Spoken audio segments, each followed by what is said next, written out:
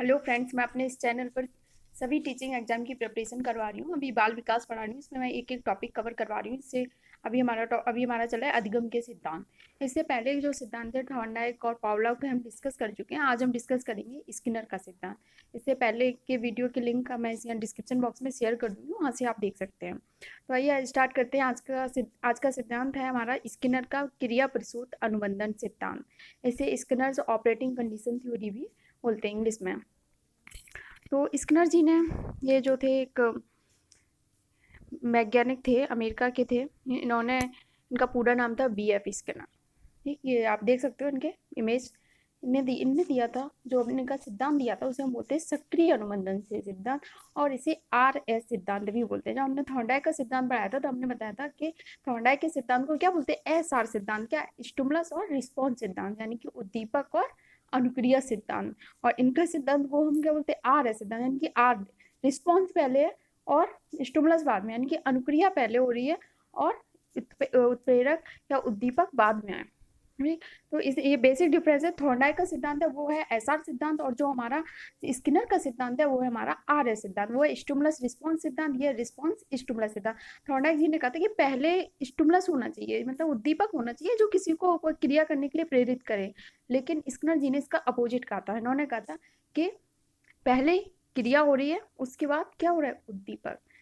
तो आइए जानते हैं इनने क्या एग्जैक्टली क्या दिया था। इनका जो सिद्धांत है, इसमें सबसे ज्यादा जो जोर दिया गया है वो किस पे दिया गया, पुनर्वलन पे। इनके सिद्धांत को बोलते हैं क्रिया प्रसूत अनुबंधन। पुनर्वलन के द्वारा किसी क्रिया को दोहराए जाने की प्रायिकता बढ़ाना, ये इनका मेन सिद्धांत है कि आप पुनर्वलन के द्वारा कोई क्रिया है उसकी प्रोबेबिलिटी कि वो फिर से रिपीट हो, इसकी प्रोबेबिलिटी बढ़ जाती है। अनेक अनुक्रियाओं के लिए उद्दीपक की उपस्थिति आवश्यक नहीं है। बहुत सारी क्रियाएं, बहुत सारे रिस्पॉन्सेस के लिए जरूरी नहीं है कि उद्दीपक पहले हो। जैसे थॉर्नडाइक ने क्या किया था, पहले स्टिमुलस दिया था, उद्दीपक दिया था, तब अनुक्रिया। उनका नहीं, बहुत सारी अनुक्रिया रिस्पॉन्सेस के लिए स्टिमुलस की जरूरत नहीं है। क्रिया प्रसूत अनुबंधन सिद्धांत का जो आधार था वो था, तो थॉर्नडाइक ने तीन, हमने स्टार्टिंग में से भी पहले एक वीडियो बनाया था उसमें हम थॉर्नडाइक के नियम डिस्कस किए थे। तत्परता का नियम, प्रभाव का नियम, अभ्यास का नियम। तो इनका जो मेन उसमें वो था क्रिया प्रसूत अनुबंधन सिद्धांत का आधार होता थॉर्नडाइक का प्रभाव का नियम। इन्होंने कहा था अगर कोई क्रिया कर रहा है, उसके बाद उसे उद्दीपक के रूप में सेटिस्फैक्ट्री रिजल्ट मिल रहा है, संतोषजनक रिजल्ट मिल रहा है, तो वो उसके लिए पुनर्वलन का काम करता है। ठीक, अभी थॉर्न इनके सॉरी स्किनर जी के एक्सपेरिमेंट से अभी हम डिस्कस करेंगे कि इनका एग्जैक्टली एक्सपेरिमेंट क्या था। इन्होंने दो एक्सपेरिमेंट किए थे। इन्होंने जो पहला एक्सपेरिमेंट किया था वो इन्होंने किया था चूहे पर। इन्होंने क्या किया, एक चूहे को एक बॉक्स के अंदर बंद कर दिया। अब बॉक्स में जब चूहा बंद हो गया तो पहले तो इधर उधर घूमता रहा, उछल कूद करता रहा, बाहर निकलने की कोशिश की। फिर अचानक से क्या हुआ, उसमें इसके अंदर इन्होंने एक लीवर आर्म लगा रखा था। ये जो लीवर था, जैसे ही लीवर दबता है, इन्होंने जो बॉक्स इस तरह से बनाया हुआ था, डिजाइन किया हुआ था, इसको उन्होंने नाम भी दिया था बार प्रोसेसिंग ऑपरेटर्स बॉक्स। तो इसमें ये था कि लीवर जैसे ही प्रेस होगा, इस तस्करी है, ये जो फूड डिस्पेंसर है, तस्करी है, इसमें क्या होगा, यहाँ इसमें खाना आ जाएगा, ऊपर से खाना आएगा, गिर जाएगा। उन्होंने इस तरह से इसकी सेटिंग कर रखी थी। तो जैसे ही लीवर प्रेस होगा, इसमें तस्करी में खाने का टुकड़ा आ जाएगा। तो पहले क्या हुआ, क्रिया पहले लीवर प्रेस हुआ, उसके बाद क्या हुआ, खाना आया, उद्दीपक आया, स्टिमुलस आया।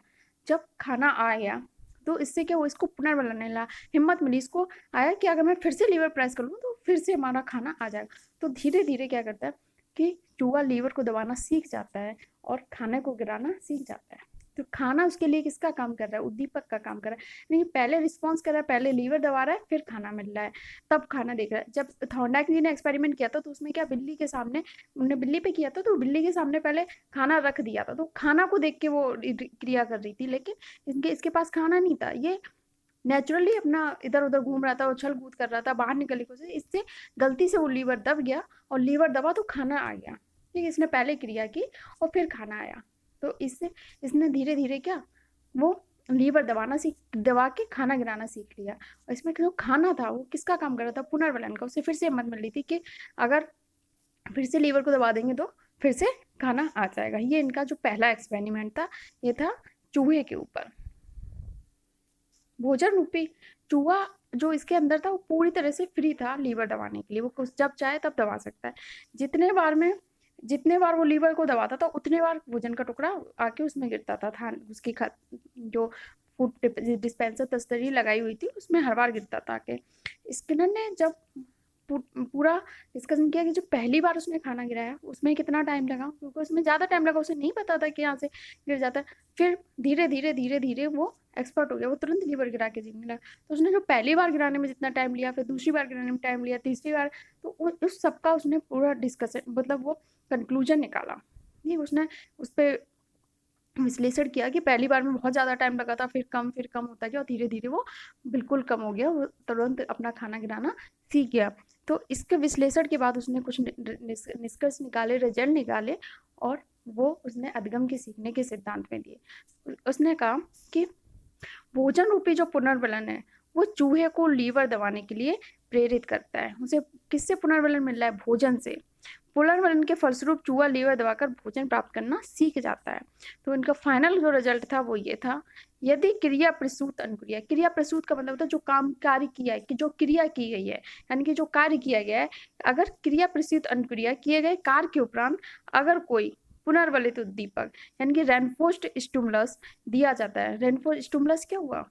जो पुनर्बलन, जिससे उसे पता चले कि फिर से खाना मिल जाएगा, वो उस खाने से उसको हिम्मत मिलती है, वो उसके लिए जो भोजन है वो किसका? पुनर्बलन का काम कर रहा है। तो प्राणी उसे बार बार दोहराता है। अगर उसे खाना मिल जाएगा तो उसे बार बार दोहराएगा, अगर वो लीवर दबाए उसे खाना ना मिले तो वो धीरे धीरे नहीं दबाएगा, एक आध बार दबाएगा, नहीं मिलेगा। अब जब उसे हर बार खाना मिल जाता है लीवर दबाने से, तो वो उसे बार बार दोहराएगा। तो इस प्रकार से मिले पुनर्बलन से अधिगम दृढ़ होता है। अगर बार बार पुनर्बलन मिल रहा है तो अधिगम दृढ़ हो जाता है, यानी कि मजबूत हो जाता है। जैसे आप छोटा बच्चा है, अब वो दौड़ना सीखता है, तो अगर वो दौड़ता है, आप उसे हिम्मत दोगे, बेटा आप बहुत अच्छा दौड़ रहे हो, बहुत अच्छा करो, तो वो फिर से वो प्रोसेस को रिपीट करे, बहुत अच्छा फिर से दौड़ना के लिए करे। या कोई खेल खेलना सीखता है, तो आप उसे शाबाशी देते रहोगे, आप सब आपको जो शाबाशी दे रहे हो उसके लिए किसका? पुनर्बलन का कार्य कर रही है, तो वो और अच्छा खेलने की कोशिश करेगा उस गेम को। तो ये होता है पुनर्बलन। अब इसके इन्होंने दो प्रयोग किए थे। पहला प्रयोग था इनका किसके ऊपर? चूहे के ऊपर। जो दूसरा प्रयोग था वो कबूतर के ऊपर था, वो भी सेम प्रयोग उसी तरह से इन्होंने किया था।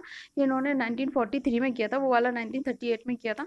इसमें क्या किया इन्होंने? इस बार कबूतर को बंद किया, और इस कबूतर अपने अगर चोंच को इस कुंजी पे दबाता था, ये की है, इस पे दबाता था, तो इसमें फिर से खाना आ जाता था। सेम उसी तरह का एक्सपेरिमेंट था। तो इनमें कबूतर पे भी एनालिसिस करके फाइनली इनने ये रिजल्ट निकाला कि अगर धीरे धीरे कबूतर भी बहुत कम प्रयास में कुंजी दबा के अपना भोजन गिराना सीख जाता है। क्रिया प्रसूत अनुबंधन से ऐसा तात्पर्य है कि जिसमें पुनर्बलन के द्वारा कोई भी अनुक्रिया को दोहराए जाने की प्रायिकता बढ़ाई जाती है, यानी कि अगर कोई चीज उसे हिम्मत दे रही है, पुनर्बलन मिल रहा है, तो उसे वो प्रोसेस को या क्रिया को बार बार रिपीट करेगा। चूहे के प्रयोग द्वारा स्किनर चूहे के प्रयोग जब स्किनर ने जो अपने चूहे पर प्रयोग किया था उसके अनुसार उन्होंने 4 प्रकार का पुनर्बलन दिया, रिजल्ट दिया फाइनली। और ये पुनर्बलन को देने वाले पहले वैज्ञानिक थे। कौन से? स्किनर। अब यहाँ पे तो बहुत इंपॉर्टेंट है, दो क्वेश्चन अक्सर एग्जाम में पूछा जाता है और बच्चे कंफ्यूज कर जाते हैं।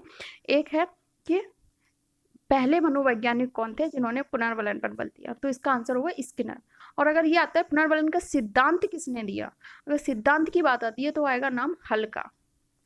सिद्धांत किसने दिया था? हल ने। और जो पुनर्बलन को पहली बार जोर दिया था वो किसने दिया था?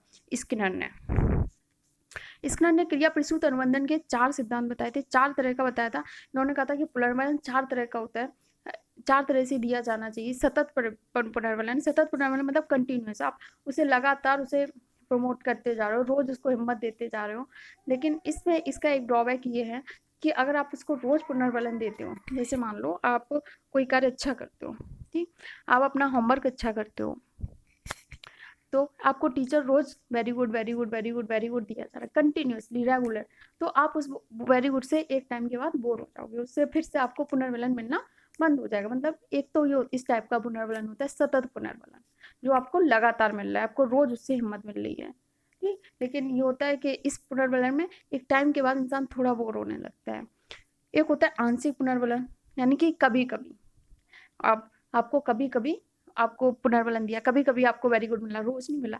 तो जो आंशिक मिलता है उससे आपको हिम्मत मिलती है कि इस बार अच्छा करूंगा तो इस बार हो सकता है मुझे वेरी गुड मिल जाए। इस टाइप का पुनर्बलन, ये वाला आंशिक पुनर्बलन ज्यादा इफेक्टिव होता है एज कम्पेयर टू सतत पुनर्बलन, कंटिन्यूस पुनर्बलन के। होता है अनुपात पुनर्बलन, जिस तरह का जितना कार्य किया है उसी के अनुपात में आपको पुनर्बलन मिल रहा है। अगर आपने कार्य अच्छा किया है तो आपको पुनर्बलन मिल रहा है। तो आप क्या करोगे, आपने बहुत अच्छा कार्य किया तो आपको वेरी गुड मिला, तो नेक्स्ट टाइम आप क्या करोगे, और अच्छा कार्य करके आओगे। तो ये होता है आपका अनुपात में पुनर्बलन, जितना कार्य किया उसी अनुपात में आपको पुनर्बलन मिल रहा है। दूसरा होता है अंतराल पुनर्बलन। अंतराल पुनर्बलन क्या होता है, समय के अनुसार मिलता है, कंटिन्यू थोड़े टाइम बाद आता है, 10 दिन बाद 10 दिन बाद। तो क्या होता है 10 दिन तक पुनर्बलन मिलता है तो इंसान के अंदर थोड़ी हिम्मत रहती है, 10 दिन तक उतना काम करता है, फिर वो थोड़ा वीक होने लगता है तो उसको फिर से पुनर्बलन दे दिया जाता है। इसे बोलते हैं अंतराल पुनर्बलन, कि हर थोड़े टाइम बाद पुनर्बलन की जरूरत होती है। आपको एक बच्चे को आपको पढ़ाना है क्लास में, आपको हर टाइम बाद उसको पुनर्बलन देने की जरूरत होती है। ये होता है अंतराल पुनर्बलन। अब इसके बाद हम डिस्कस करते हैं कुछ क्वेश्चन जो कई बार रिपीट हुए हैं प्रीवियस ईयर एग्जाम्स में। तो स्किनर द्वारा प्रतिपादित अधिगम सिद्धांत कौन सा है? स्किनर ने कौन सा सिद्धांत दिया है? क्रिया प्रसूत अनुबंधन सिद्धांत। नेक्स्ट क्वेश्चन, स्किनर ने अपने प्रयोग किस किस जानवर पे किए थे? तो स्किनर ने खरगोश बिल्ली नहीं, बिल्ली चूहा नहीं, बिल्ली कुत्ता नहीं, किस पे किया था? चूहा और कबूतर। पहला प्रयोग था चूहे पे और दूसरा प्रयोग किस पे था? कबूतर पे। पहला प्रयोग था चूहा पर और दूसरा कबूतर पे। किस मनोवैज्ञानिक ने अधिगम के सिद्धांत पर पुनर्बलन का सबसे पहले बल दिया? हमने कहा अगर पूछता है सबसे पहले बल किसने दिया तो उसके में किसका नाम आएगा? स्किनर जी का। और अगर ये पूछता है कि इसका पुनर्बलन का सिद्धांत किसने दिया तो किसका नाम आएगा? हल का। तो इसमें कंफ्यूज नहीं करना है, स्किनर और हल दोनों ऑप्शन में होते हैं क्वेश्चन जब भी आता है। स्किनर ने चूहे के अतिरिक्त निम्न में से किस पर अपना प्रयोग किया था? ये हम पूरे स्लाइड में कई बार डिस्कस कर चुके हैं। स्किनर ने 2 प्रयोग किए थे, ठीक। तो पहला प्रयोग तो हो गया चूहे पे, दूसरा प्रयोग आप लोग हमें कमेंट बॉक्स में आंसर करके बताएंगे कि किस पर किया था। थैंक यू, और पढ़ते रहिए, अपने सपनों को जिंदा रखिए, और नेक्स्ट क्लास में नेक्स्ट टॉपिक के साथ फिर से मिलेंगे। तब तक के लिए धन्यवाद। और आपको मेरी मेहनत अच्छी लगी हो तो मेरा वीडियो लाइक करना ना भूलें, इससे मुझे भी पुनर्बलन मिलता है। Thank you.